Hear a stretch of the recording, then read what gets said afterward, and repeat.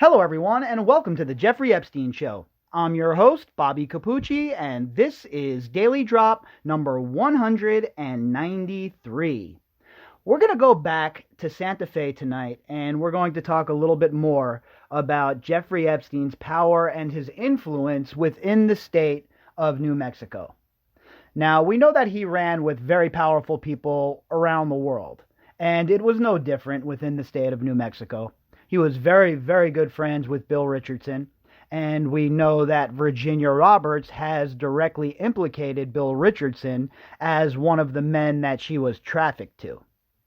So we have that person who was close to Jeffrey Epstein in the state. But we also have people like the Kings. And if you have listened to my reporting on Santa Fe in the past, you understand who the Kings are, and you know the sort of power brokers they are within the state. And those were the other people that Jeffrey Epstein was really, really close with. So you have some of the most powerful people in New Mexico just with those two families, the family of the Kings and then Bill Richardson. And that isn't even taking into account all of the other people that he was giving money to for their political runs, etc., etc. So Jeffrey Epstein had a lot of power and a lot of influence within the state of New Mexico. And when I was there, it was quite apparent that everybody knew exactly what was going on, but Epstein was obviously finessing people in power to make sure that these investigations never went anywhere, especially within the state of New Mexico.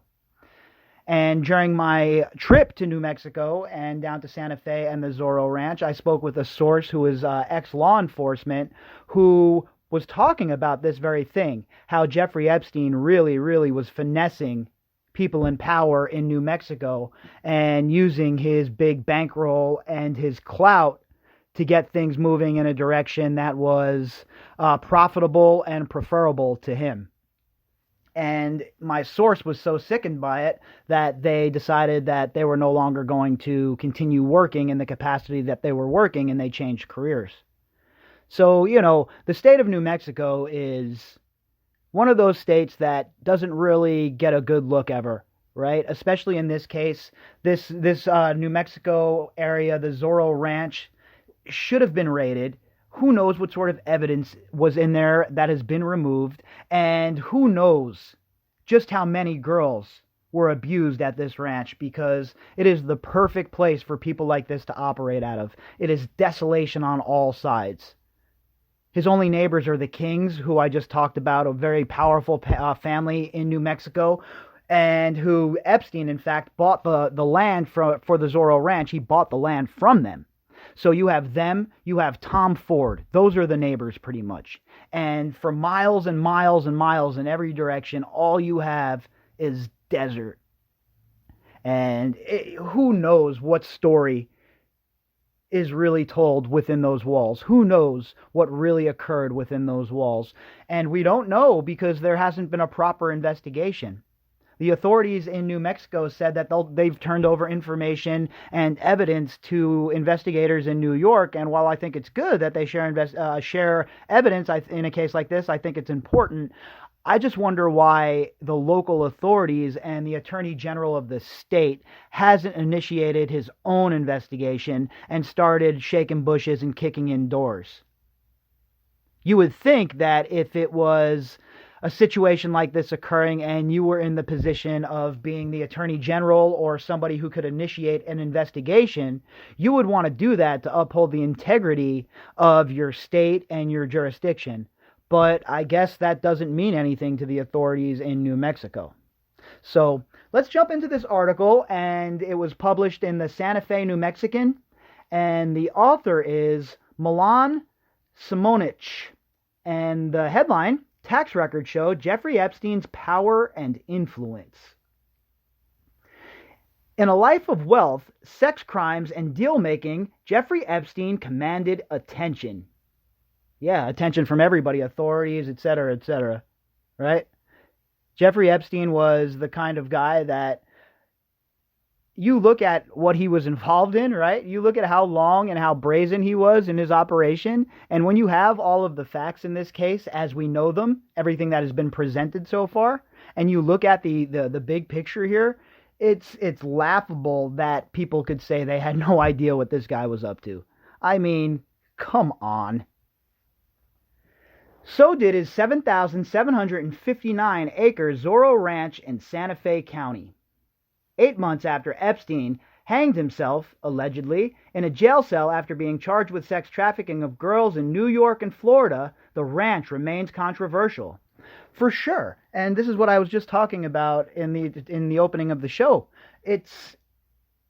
I'm bewildered why this ranch hasn't been raided, why evidence hasn't been pulled from this ranch and put into a safe place. And I say that, and I try not to be sarcastic saying it, considering we've seen how the evidence has been handled in his supposed suicide. So I guess a safe place, that's a stretch for the government at this point. But at the very least, raid the place, right? At the very least, raid this place and see what's what.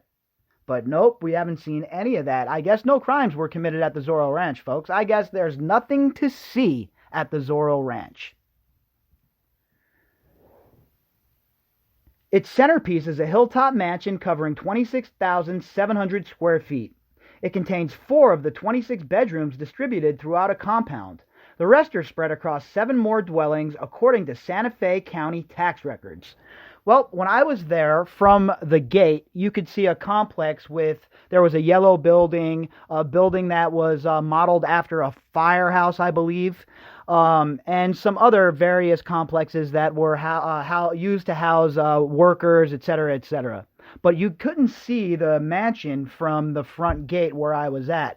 Even when I was using the zoom on my camera, I wasn't able to see the mansion. So from the front gate, all you can see is the other dwellings that they're talking about here. Yet the value of that land is listed by the county government at only $10,000. See what I mean? $10,000, huh? Yeah, sure, he greased no pockets. He gave no handshakes. None of that happened. Come on, we're all on the up and up. Have you ever heard of a politician that was corrupt and crooked? I mean, it's like the whole entire country is being run by Tammany Hall right now, and Bossman Tweed is the head honcho. It's such a joke. Every district you look at, every single state, these thieves and these con artists find their way into places of power, and the rest of us suffer in the aftermath. Santa Fe resident David Brown says the assessor's office had a practice of undervaluing Epstein's property, handing tax breaks to a tainted but powerful man. Of course he did. So now, in my opinion, whoever the assessor is, the assessor should be looked at. Again, that should all be part of the overarching RICO case. Wrap it all up in a nice little bow. All of these people that were involved with sweetheart deals for Epstein, all the people in the Virgin Islands who gave him the permits for the banks, etc., etc., etc. Everybody wrapped up in a nice little bow. Everybody rounded up. And everybody interrogated with the threat of RICO charges, which carry 20-year sentences, thrown at them. Do you really think these people are going to hold up in the face of that? Or do you think they're going to start turning on each other in record numbers? Epstein's land is valued at $10,000. My tiny Vista Primera lot is valued at $72,000, Brown said. I mean, come on, folks. It's so blatant, and it was so obvious what they were doing, and the fact is they didn't care if the rest of us knew. Because we don't mean anything to them.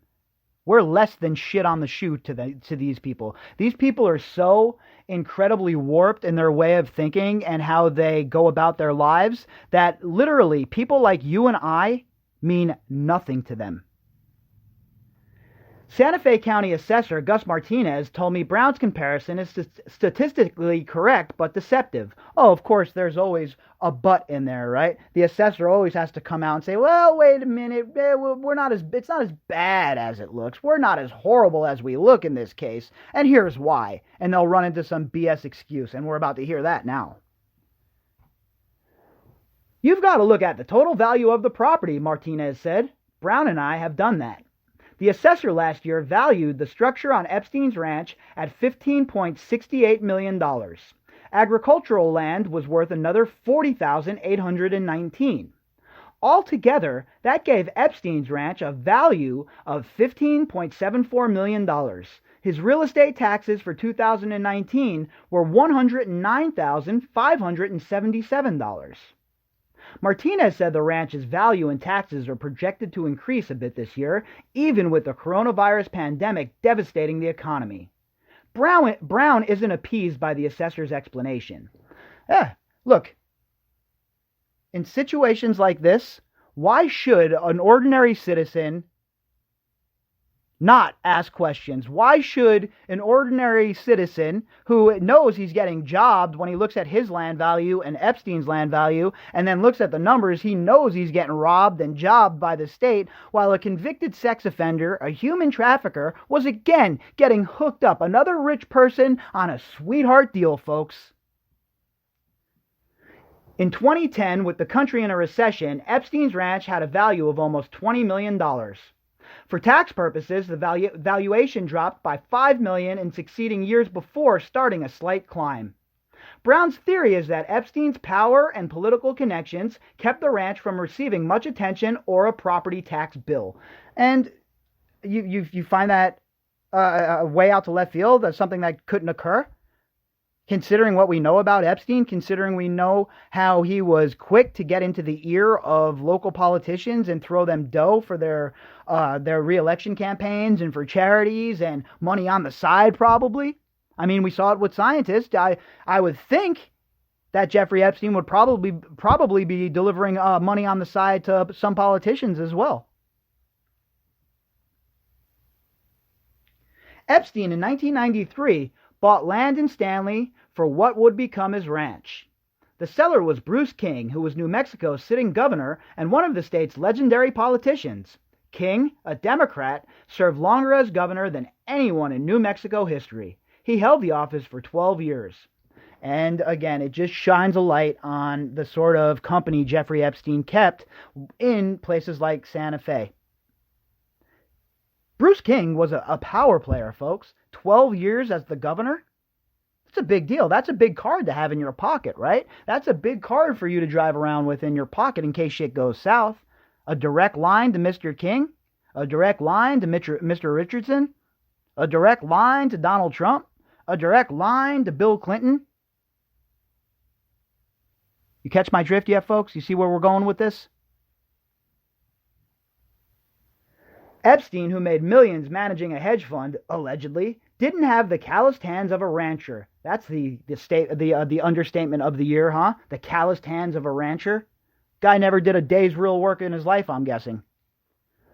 But longhorn cattle grazed on his property, accounting for most of the compound being taxed at a rate for agricultural uses. This is why Brown's single home lot is valued at nearly twice the amount of the 7,700 acres that Epstein owned. By no standard was Epstein's property a typical ranch. It had an aircraft hangar and a landing strip. Butlers worked in the mansion. Guest houses dotted the grounds. And we know that at least one of his employees owned 40 acres and a house on that property, and that is pilot Larry Visosky. We know that not only did he own a property there, we know that his daughter was married on the property. A winner on Wall Street, allegedly, Epstein had access to politicians who dwarfed King's stature. Epstein was friendly with two men who became president, Democrat Bill Clinton and Republican Donald Trump. But all politics is local. Epstein contributed cash to candidates seeking a variety of offices in New Mexico, and I touched on that earlier in the lead-in to the program. Epstein spread around dough to local politicians. He knew how the game was played. He knew that you had to grease the palms locally. He had everything on wrap federally, right? He didn't have to worry about federal cases at this point. His handlers took care of all of that. He had to make sure he was navigating these states correctly. He had to make sure he was greasing enough palms so that if shit started to go south, he could make a phone call and get it squashed right away. And what better place for that than in the middle of the desert in New Mexico? Democrat Bill Richardson, who was governor from 2003 to 2010, received $50,000 in campaign contributions from Epstein. And again, Richardson is on another level than the enablers that we're talking about, the Bruce Kings, the Donald Trumps, the Bill Clintons. Those folks are enablers as of now, right? We have nobody who has come forward within this case and say that they were part of the actual trafficking. As of now, they're enablers. But Bill Richardson, that's a different story. According to Virginia Roberts, and as I've said a bunch of times on the podcast, if you believe her about one of the incidents, you have to believe her about all of them. And I most certainly do. She is very credible with her story. Her story has never changed. She has always been on point. And most importantly, she's brought evidence to the table. Pictures, corroborating witnesses, etc., etc. So Bill Richardson is on a whole different level of scumbag than the enablers. And in my opinion, Bill Richardson certainly must be brought in and questioned. But what you see here is, again, Epstein rolling with fellow travelers, people who are like-minded, people who think the same as him, act the same as him, and are not afraid to hang out with a monster like him, because guess what? When the curtains are drawn and when all is equal, all of these people are on a level playing field. They're all the same kind of scoundrel, all of these so-called elites, in my opinion. They're all just twisted people. It seems like their minds are all corrupted. The more we research into this case, and the more we find out about the so-called polite society, especially in New York, the more I'm sickened by their behavior. Richardson sent the money to charity after Epstein in 2007 was ensnared in his first scandal alleging sex crimes. Many other politicians disassociated from Epstein at that point. Or did they? Publicly, anyway, but behind the scenes? Privately? We don't know. The verdict is still out. And those are questions that definitely need to be answered, right? We need to... Look, who was hanging out with Jeffrey Epstein behind the scenes? We've already had a bunch of people get outed that said they weren't doing that. You got Jess Staley, you got Glenn Dubin, just keep going, a bunch of people. And when all is said and done, what we find out is that these people have been lying about their associations with Jeffrey Epstein. Police in Palm Beach, Florida, and FBI agents investigated complaints that Epstein had recruited girls as young as 13 to have sex with him in his waterfront mansion. The federal government declined to prosecute Epstein. Instead, he pleaded guilty to 2 state charges of soliciting prostitution, one for procuring a girl younger than 18. All right, well, again, you can't be a child prostitute, okay? Impossibility, in my opinion. If you are underage and these sick-ass, gross-ass 55, 60-year-old super powerful men are bringing you within their orbit and they're grooming you for sex work, that doesn't make you a prostitute. That makes you a trafficking victim. Epstein received a sentence of 18 months in jail. It turned out to be much lighter. He was allowed to go to his office in Palm Beach on a work release program. A judge freed Epstein after he had served 13 months. Alex Acosta was the U.S. attorney who had declined to pursue federal charges against Epstein in Florida. Acosta went on to serve as Trump's Secretary of Labor from 2017 to 2019. And, the cynic in me wonders, would all of this interest that we've seen from the Miami Herald and elsewhere, would they have went as hard in the paint after this story if it wasn't for the Acosta connection to Trump? And I'm not saying they shouldn't have went after it. They should have. Acosta had no business being in that position after his involvement in this case. But the cynic in me says that the legacy media, including outlets like the Miami Herald, only went after this at the beginning because of the Trump angle. Now, of course, that doesn't demean what they uncovered, and that doesn't demean the work that they did, but we have to be honest with what their motivations probably were here, and we've seen it in the legacy media, right? Don't you think it's pretty interesting that after Acosta resigned and there was no more connection really there that the legacy media had, that they all of a sudden, they don't have interest in the story anymore? And I think that's a bad look for the mainstream media because there's a lot more there to be uncovered. Donald Trump certainly had ties to Jeffrey Epstein, folks. There's not even a question about that. There is zero question that Donald Trump was enabling Jeffrey Epstein's behavior for years. No different than Bill Clinton. No different than any of these other powerful people that were running around in circles with this guy. But the cynic in me asks, would the legacy media have ever even initiated looking into this if it wasn't for Acosta? And it's depressing to think about things like that, right? That only if there's political gain will the legacy media chase stories down. And I mean that for the legacy media in general, folks. It's gross to watch the way they conduct themselves. And, the cynic in me has asked that question numerous times. Again, it doesn't demean the good work that they did following, right? It does not demean the good work that they did after their original motivation to jump into the case. Because I've been very upfront about my original motivations was government corruption in this case. I had no idea the scope and the misery Jeffrey Epstein caused when it came to these survivors, right? I had no idea really about the whole Palm Beach thing. I only knew a little bit about what happened with Virginia. I hardly knew anything about Maria Farmer or Annie Farmer. And then you start reading the case and you start digging into it and you start researching it and your motivations, they change. You're interested in the case for other reasons. And for me, it's been just a journey down this rabbit hole that has really opened my eyes. So I've always wondered what initiated the interest at the point in time when we see the interest from the legacy media and we see them going after this story.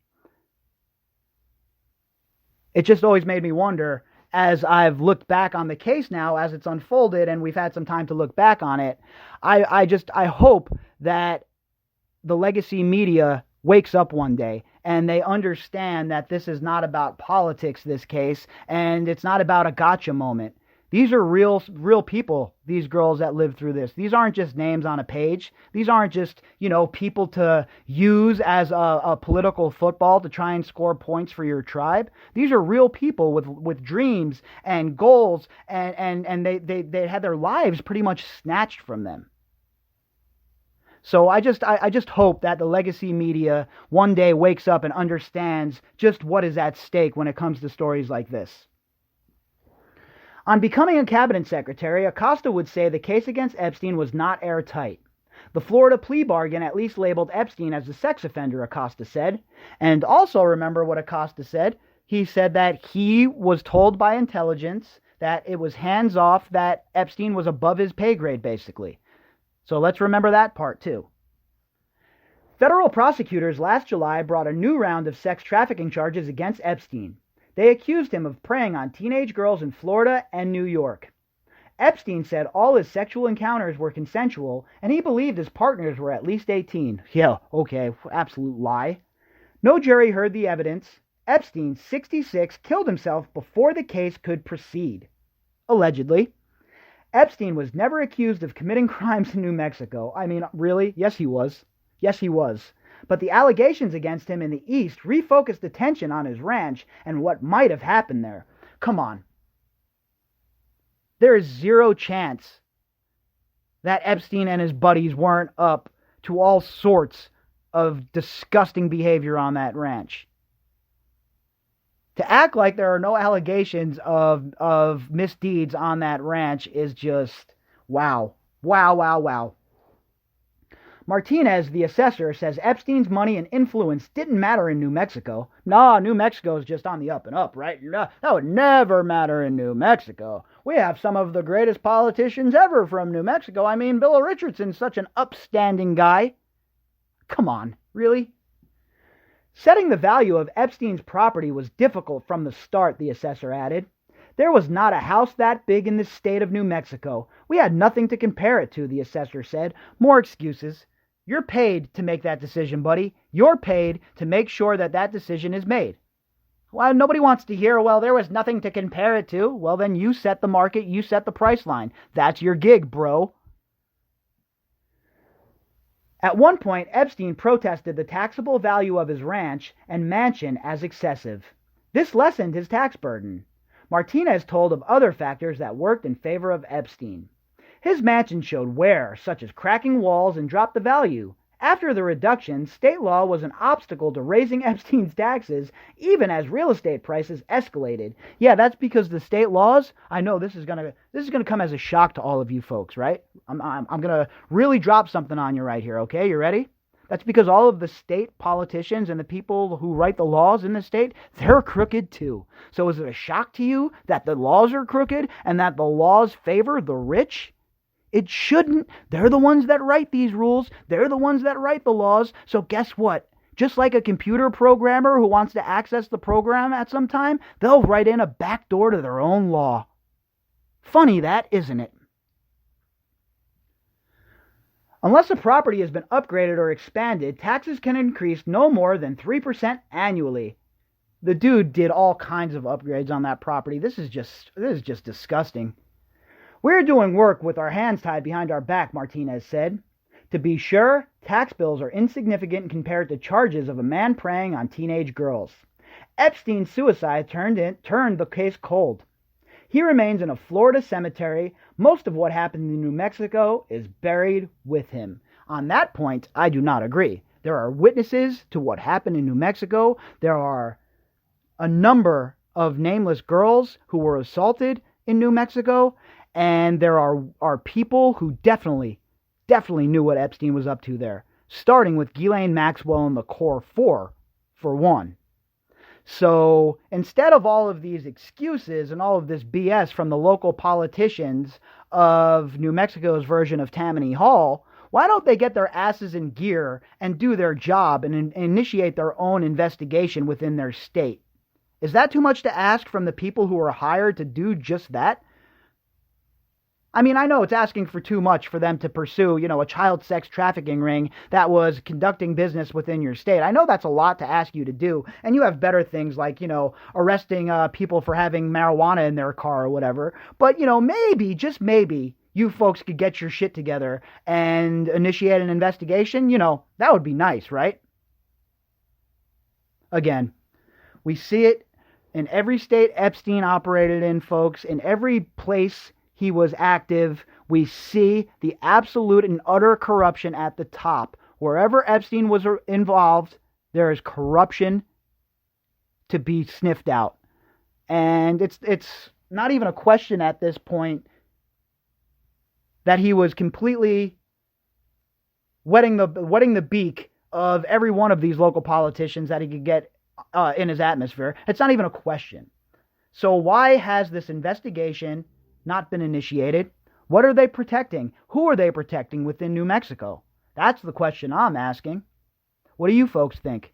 Why do you think that the New Mexico ranch has not been raided? Shoot me some emails and let me know what you think about the New Mexico ranch and the non-investigation within the state of New Mexico. To do that, you can contact me at Bobbycapucci at protonmail.com. That's BOBBYCAPUCCI at protonmail.com. You can also find me on Twitter at BOBBY_CAPUCCI. All right, folks, until tomorrow, I hope you all have a fantastic Sunday evening.